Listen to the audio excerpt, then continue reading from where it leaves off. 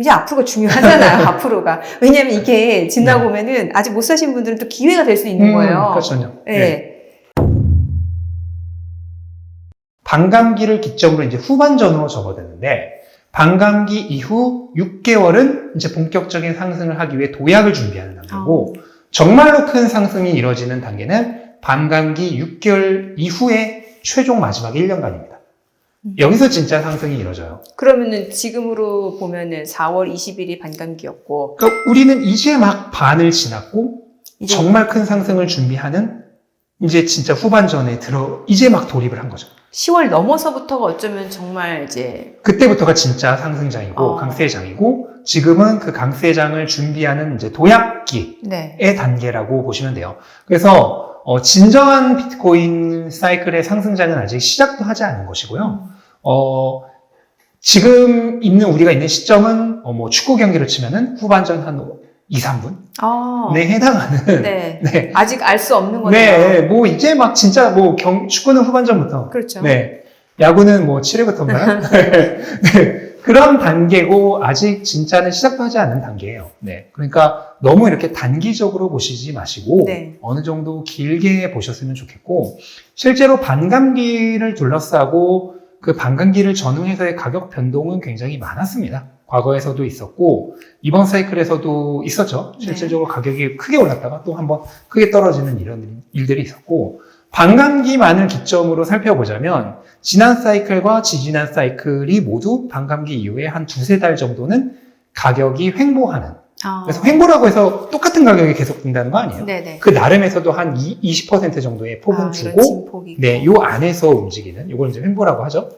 이 안에서 움직이는 그 횡보가 한 두세 달 정도 지난 사이클과 지지난 사이클에서도 있었어요. 이번에도 마찬가지거든요. 네. 고점 기준으로 최대 하락 지점이라고 해봐야 23%예요. 지금, 네. 그래요? 네. 근데 지지난 사이클에서는 30% 이상의 하락이 6번 있었고, 네네. 지난 사이클에서도 20에서 30% 하락이 6번 있었어요. 근데 이번 사이클에서 이번 23% 하락이 최대 하락이에요. 네.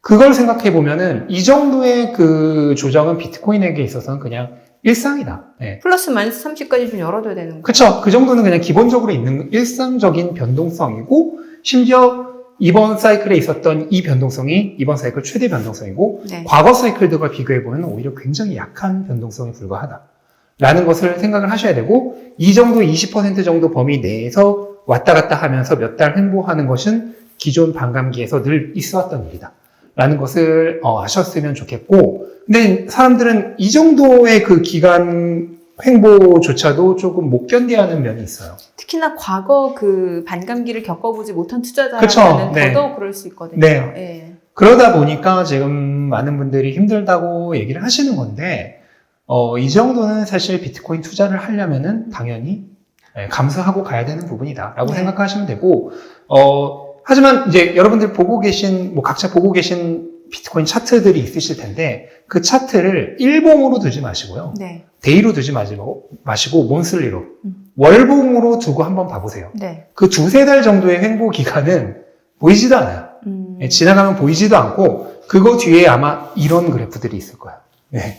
그거는 이 두세 달의 횡보를 잘 견뎌내신 분들만이 누릴 수 있는 특권이죠. 네.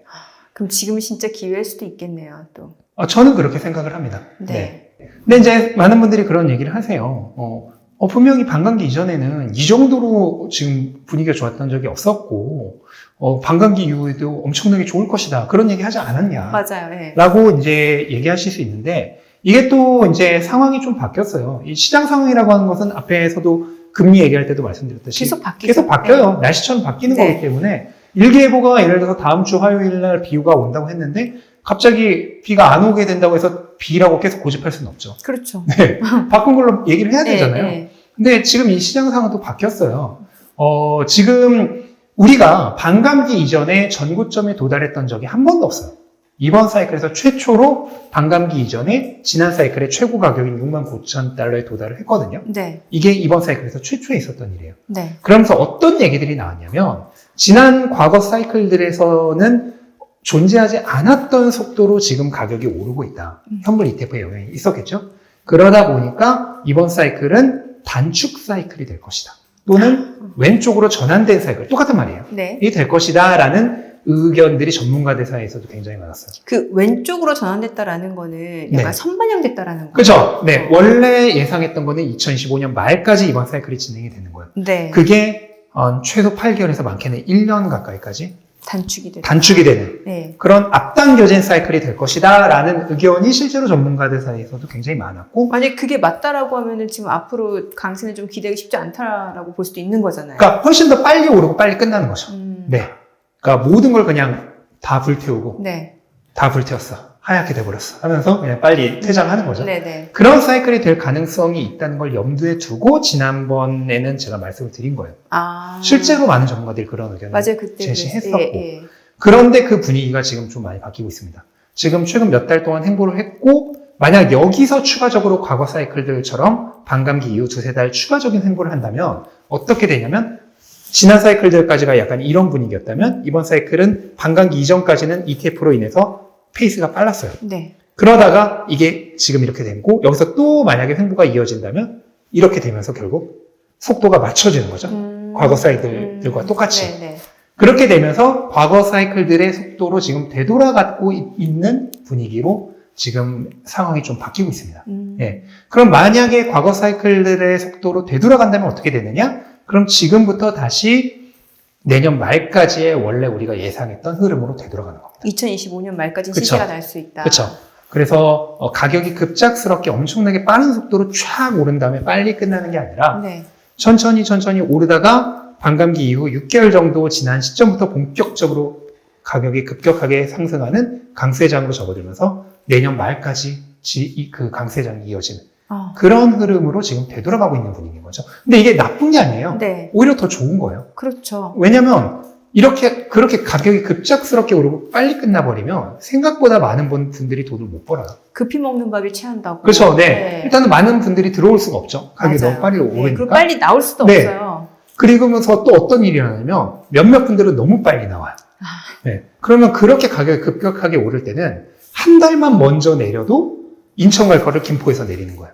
네. 완전히 종착지가 달라지거든요. 그러네요. 네. 그리고 또 어떤 일이 있냐면 그렇게 급격하게 올랐다가 급격하게 하락하는 일명 블로우오프 탑이라고 그러죠. 네네. 그런 형태가 나오면 많은 분들이 또 못 팔아요. 그렇죠. 네. 그래서 또 과거에 남겨지세요. 그래서 다음 사이클까지 기다려야 네, 돼. 또 한 번 4년간의 예, 존버를 하는 네. 그런 상황이 발생을 하거든요. 네. 그러니까 많이 못 타. 그 다음에 너무 많이 빨리 내려. 그 다음에 너무 많이 못 내려. 네. 이 정말 최고점에서 팔 수 있는 사람들은 지극히 일부. 그러네요. 예, 거의 로또가 돼버리는 거예요. 그러니까 이거는 전혀 좋은 게 아니에요. 오히려 천천히 진행되면서 우리가 원래 예상했던 내년 말까지의 그 스케줄로 가는 게 모든 사람들이 가장 해피한 길입니다. 그러니까 지금 당장은 좀 힘들지 몰라도 이미 사신 분들이라면 지금 당장은 힘들지 몰라도 오히려 이 사이클 속도가 너무 빨랐다가 지금 정상화되고 있다. 그러면서 오히려 더 예측하기 쉬운 과거 사이클들을 그대로 답습하는 그런 쉬운 난이도의 사이클로 다시 되돌아오고 있다라고 생각을 하신다면 지금의 횡보 기간이 전혀 나쁘게 생각되지 않을 거고 혹시라도 아직 못 사신 분들이라면 네. 오히려 이런 타이밍을 통해서 진입할 수 있는 좋은 기회로 삼을 수 있는 거죠. 그러네요. 네, 그러니까 전혀 나쁜 게 아닌 거죠. 확실히 반감기 이전에는 이게 뭔가 좀 비트코인 시세가 너무 빠르게 나다 보니까 네. 사이클이 좀 빨라질 수 있다라는 네. 전망이 많았는데 네. 오히려 지금 횡보 구간이다 보니까는 다시 그 이전 사이클처럼 되돌아가고 있는 거죠. 네. 네. 좋은 기회가 될 수 있는 네, 좋은 기회가 될 수 있는 거고, 그 다음에 이제 한 가지 꼭 알아두셔야 할 거는, 과거 사이클에도 제가 계속 반감기 이후 6개월 정도 이후부터 본격적인 강세장이 시작됐다고 했잖아요. 네. 그렇게 됐던 이유가 반감기 효과가 바로 나타나지 않기 때문이에요.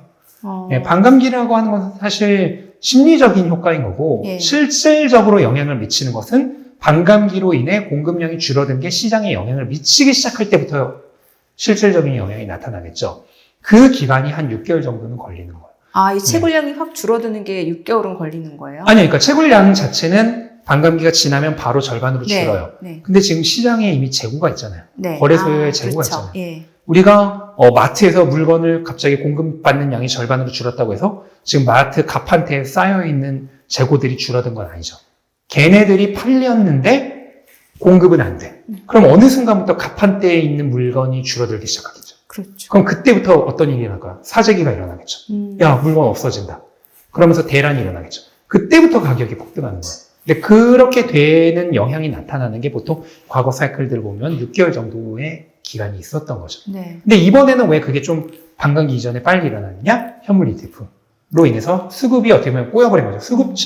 수요 측면에서 너무 강력한 힘이 나타난 거죠. 근데 반감기는 지나고 6개월 후부터 그 영향이 나타나지만 현물 ETF는 준비 땅 하고 시작한 그 날부터 영향이 나타났어요. 그러니까 어떻게 보면은 반감기 효과가 거의 9개월은 앞당겨져서 한번 일어났던 거죠. 네. 근데 제가 이번 사이클은 슈퍼사이클이라고 말씀드렸잖아요. 그렇죠. 그러면 지금 이 현물 ETF의 효과가 끝났냐? 그렇잖아요. 지금 공백기라고 말씀드렸죠. 2분기, 3분기부터 한 6월에서 9월부터 본격적으로 대형 기관들 들어오기 시작하죠. 그럼 그때부터 다시 수요 효과가 나타나요. 근데 제가 반감기 지나고 한 6개월 후부터 이제 공급 측면 부족 효과가 나타난다 그랬죠. 그러면 4월에 반감기가 지나니까 10월 정도부터 나타나죠. 그러면 이 두 개를 비교해 보세요. 시기가 맞물리죠. 본격적으로 대형 기관, 우리가 와이어하우스라고 하죠. 그 와이어하우스들이 들어오는 시기가 6월에 9월, 여름에서 가을 이후로 생각이 되는데 그때부터 본격적으로 공급량이 감소한 효과가 나타나기 시작한 거예요. 이 두 개가 완전히 맞물리죠. 근데 거기서 끝이 아니죠. 지금 시장이 예상하고 있는 금리 인하 시점 9월. 네. 세 개가 결국 맞물리는 거예요. 네. 뭔가 시너지가 나겠네요. 그러면서 올해 9월에서 정도 이후부터 9월은 보통 시장이 안 좋아요. 그러니까 9월 지나고 보통 시장이 정말 좋아지는 게 10월, 11월, 12월이거든요. 그러면 또 생각해 보세요. 4월에 반감기였으니까 6개월 후. 네. 10월이에요. 그러네요. 모든 시기가 다 맞물려요. 네. 그때부터 정말 상상을 초월하는 슈퍼사이클의 효과가 발휘될 수 있을 것이다 라고 저는 보고 있습니다. 그럼 알트코인, 사실 알트코인 사시는 분들 굉장히 많잖아요. 뭐 네. 대표적으로 이더리움, 리플, 뭐 솔라나 이런 분들은 네. 일단 알트코인은 좀 결론부터 말씀드리면은 네. 아직 불장의 시작은 아니에요. 네.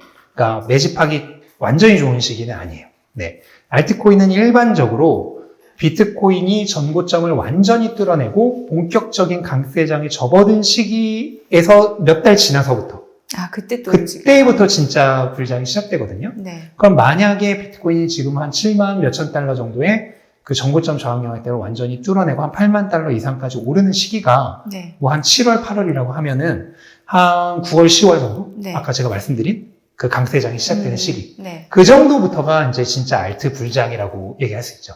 그런데 한 가지 생각해 보셔야 될 거는 알트 불장이라고니 한 올해 뭐 앞으로 한 몇 달 남았다고 해서 네. 지금부터 알트코인이 오르지 못하는 건 아니에요. 비록 지금은 변동성은 더 있을 수 있지만 네. 가격은 당연히 그때보다 지금 사는 게 훨씬 싸겠죠.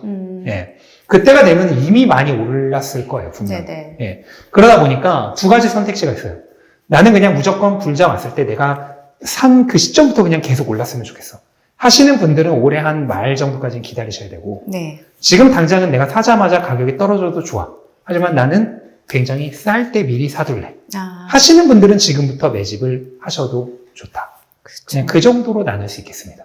알겠습니다. 오늘 내용 잘 들었습니다. 고맙습니다. 네, 감사합니다.